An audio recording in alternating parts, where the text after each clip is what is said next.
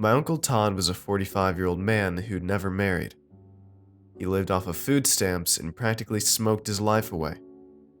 But my parents did everything that they could to still keep him connected with the family, even when my grandparents refused to speak of him and his oddities. He'd lived an average life for the most part. He'd been an electrician by trade, but got fired once he started acting delusional and almost fried himself to death. Back in his sane years, he used to babysit me all the time. He was a blast of an uncle. That was until she came along. I still remember the day I met Auntie Allison. I'd been to his rundown apartment in the north end of our city only a handful of times. Each time was the same. I'd get dropped off, I'd watch hours of SpongeBob, and he'd crack up some annoying dad joke like puns. They'd pick me up around 5 p.m. and then I'd go home. This time started no different. My parents dropped me off like they do, and I bounded up those steps only to be met with an unfamiliar lady on the other end of my uncle's door. "Hello," she said, and I merely blinked at her. I couldn't keep a straight face as I took in the look of this woman. She had dyed pitch black hair and a nose ring. She was also chomping on gum and had a gruff, slightly off-putting voice. Tattoos lined up her arms. I didn't like her. I thought she reeked of BO. "I'm your Auntie Allison." My Uncle Todd revealed himself from behind her, beckoning me in. He never mentioned her before. "This is Allison," he said, grabbing onto her waist. "My wife. Finally, another woman for you to talk to, am I right? Get in here." I walked through the door like I was walking on broken glass, and my eyes never wavered from Allison's gaze. There was something wrong, something off about her. "When did you get married?" I said. My voice hardly got out of my mouth. I was so soft-spoken. I honestly just wanted to leave. I was the shy kid, and I never liked strangers, especially the kind that reeked. "I'm not a stranger, I'm his wife," she said, tilting her head to the side as she stared me down. Her nose curled up as if she was offended by my presence. "I'm your auntie now. You'll get used to it." They never answered my question. Grabbing onto my arm with a sense of entitlement, she dragged me across the threshold. Her breath was startlingly close, and it smelled of rotten fish. "I'm so happy to be a part of this family. Let's get to know one another." Her nails dug into my skin. It was more of a demand than a request. She asked me the mundane things, like what I liked to do at school and what my favorite subjects were. Then she talked about hobbies and such.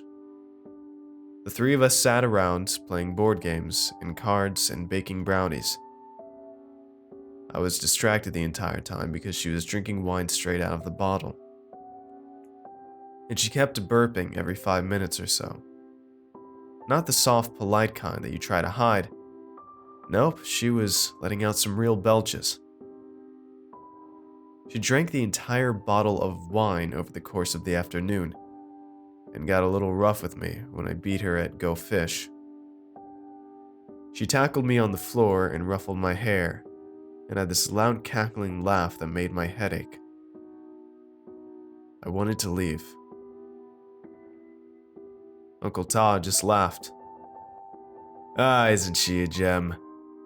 he said, twirling his wedding band around his finger.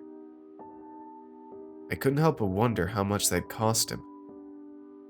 he didn't have much of an income anymore. I needed a break from it all, so I excused myself to the bathroom. When Uncle Todd had been living alone, it wasn't clean by any means, but the bathroom was decent enough. I could go do my business without puking, is what I mean to say. Not so with Auntie Allison. The mirror had cracked, split right in half down the middle. There were no towels or soap or even a cloth to wash my hands on. The toilet already had chunks of shit floating in it, and when I tried to flush, it just came right back up. There was also a faint smell of lavender mixed in along with it all, as if she'd come in and tried to spray it with Febreze to hide the scent. It was safe to say that that didn't work at all. There were also clumps of hair in the sink, like a big ball of wet hair, and it was just floating there in a sink that wouldn't drain. The toilet wouldn't flush, I told them upon my return. They just shrugged at me and went back to playing Go Fish. My father was 30 minutes late that day. "Oh good, you're finally here," Uncle Todd said. My father was standing at the door with his hands in his pockets, waiting for me to bound out as quickly as humanly possible like I usually do.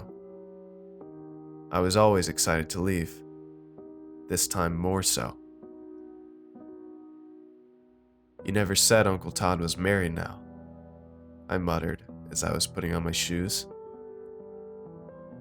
"Yeah, I would just love for you to meet Allison," my uncle exclaimed. "Hey, since you're late, why don't you stay for a little while and eat with us?" Aunt Allison gave my dad a bright smile, but he wasn't looking at her. He was staring right at Uncle Todd with a very confused look on his face. "I make an amazing mac and cheese," Auntie Allison said. My father had no reaction. Uncle Todd put an arm around his wife and stood side to side like he had earlier with me. "I've been meaning to tell you, we eloped last week. I know this is kind of weird." "Jesus, how much pot have you been smoking around my daughter?" said my dad. His eyes gazed down to the empty wine bottles. "And booze too? I thought you were going sober." "What's wrong with you? You could at least attempt to be civil," Uncle Todd said. His hand fell from my aunt's back, and I noticed his hands were shaking. "Are you all right?" I asked, but he couldn't hear me over the sound of my father's voice rising. "I thought that you had gotten all of your issues taken care of." He bulldozed past my uncle, reaching for the wine glass.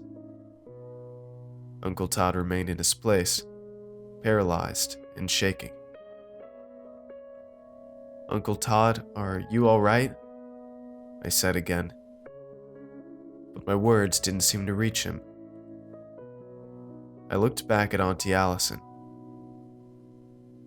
Her eyes had zeroed in on my father, who had gone to the living room and picked up the empty wine bottle. There were also around a dozen beer bottles left on the counter, and dirty dishes piling everywhere in the apartment. It wasn't a good look. "I've left my daughter with you multiple times. I thought you were starting to gain responsibility," Dad said. My uncle's body started to tremble. "Look what you've done to him," Auntie Allison spoke from behind me. That guttural voice caught in her throat. She was angry. Her face flushed bright red, so much so that I thought she was going to burst. Those eyes looked like they had a target on my father's face. You could taste her need for revenge. Your family is a disgrace. She wasn't making any sense. I was standing in front of her, and I could feel her arm tighten on my shoulder. My father, however, was only focused on Uncle Todd, who no longer just had a shaking hand. His entire body was trembling. "We need to get you to the hospital," said my father. No. My uncle's head rocked back and forth.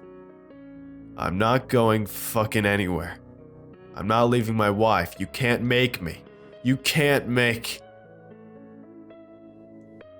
A violent seizure took hold of him. Auntie Allison's black nails still dug into my shoulder so that I couldn't move. "It'll be all right," she whispered into my ear. "This happens often." He did end up being fine. The hospital checked him out and they didn't deem there to be anything wrong with him. Not physically, not mentally. The problem was her. Auntie Allison was haunting him. For the next couple of weeks, my father, my mother, and I went to visit him in his apartment to check and see how he was doing. Neither of them wanted to see him put in an institution. I came along because I thought I could help. After all, I was the only one other than Todd that could see Auntie Allison. It was always so sad to see the disappointment on her face when she stuck out her hand and tried to introduce herself to my parents. They always looked past her, and her eyes would darken. Uncle Todd always got very irritated and drowned himself in another swing from his whiskey.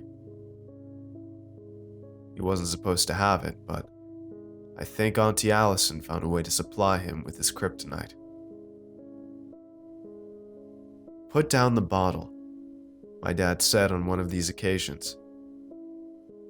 He took the liquor from him and put it back on the shelving unit. "It's 2 o'clock in the afternoon, for God's sake. You knew we were coming over here. Can you be sober for just one day?" My uncle twirled the wedding ring around his finger. Turns out, he'd bought it for himself. "You don't understand what it's like," Uncle Todd said, tears brimming in his eyes. "Everybody can see your soulmate." That was the thing about Allison. She wasn't just an illusion. She was painfully, utterly real. It wasn't just that I could see her, I could smell her, and I could touch her too. She was tangible to both of us, even if she wasn't to them. I couldn't say anything about it though. I regret it now, not sticking up for my uncle. But I didn't want my parents thinking that there was anything wrong with me.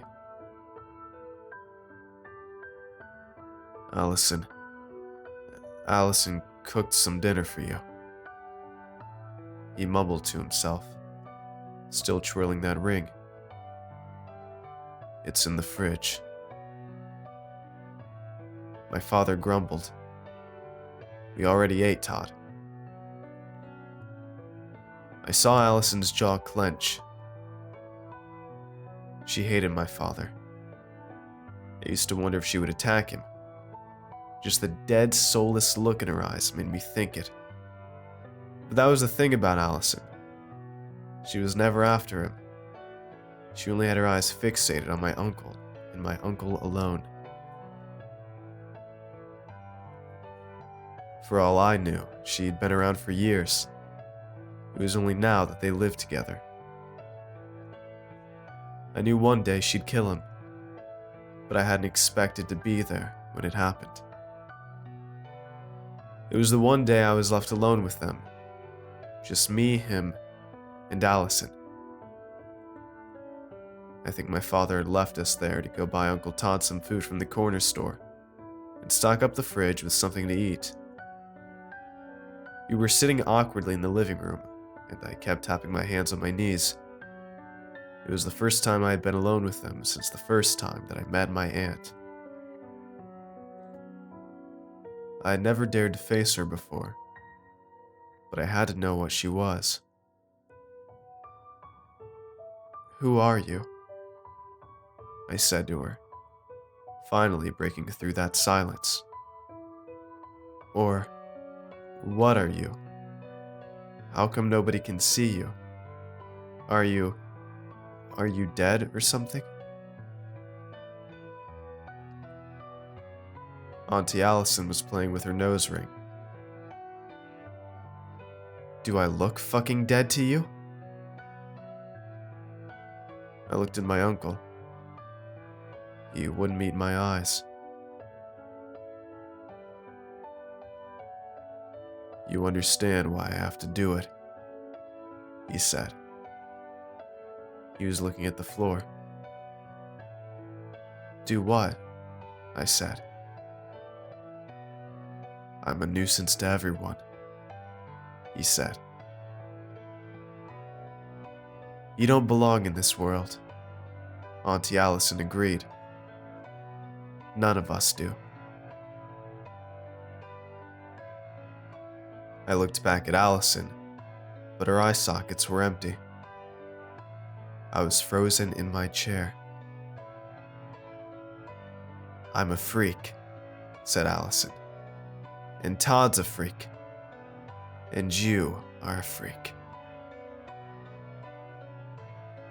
I watched Uncle Todd twist the band around his finger again. "At least I know I'm not crazy like they says I am," said Uncle Todd. "Because you see her too." "What's going on? What are you talking about?"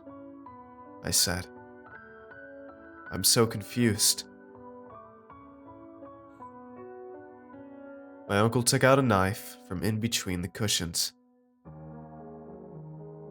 "I've been meaning to die for a long time," Uncle Todd said. He handed the knife over to Auntie Allison. "There is nothing but suffering in this world for people like us. What is life if you cannot love the person you were meant to love?" "You're scaring me," I said. My knees were trembling, but I didn't want to move from my place. I was afraid Auntie Allison would attack me. I watched her move back towards him. She stroked my uncle's receding hair. "Someday you will understand why we need to do this," she said. "This is something that you have to see, so that when you meet your dead soulmate, you will have the courage to be with them too." "This is what I wanted," my uncle said. "Remember that." Auntie Allison gripped the knife and slid it across his throat. I screamed. Auntie Allison's body vanished completely, and Uncle Todd's fell to the floor. I crawled over to him and watched the blood squirt from his neck. My parents found me crying in the corner of the bathroom 10 minutes after that. Soulmates. I've hated the word ever since. What does that mean, to have a soulmate? I know now what it means to have a soulmate that has already died. And I know now what that means for me. There was a reason that I could see Auntie Allison. And it was because somewhere out there, there is a dead soul still trapped in this world, waiting for me to join them. I don't want that future. I want to be happy with a living, breathing human. Someone that I can grow a life with. Not someone that I have to die for. But I don't know if I have a choice. I don't think Uncle Todd did.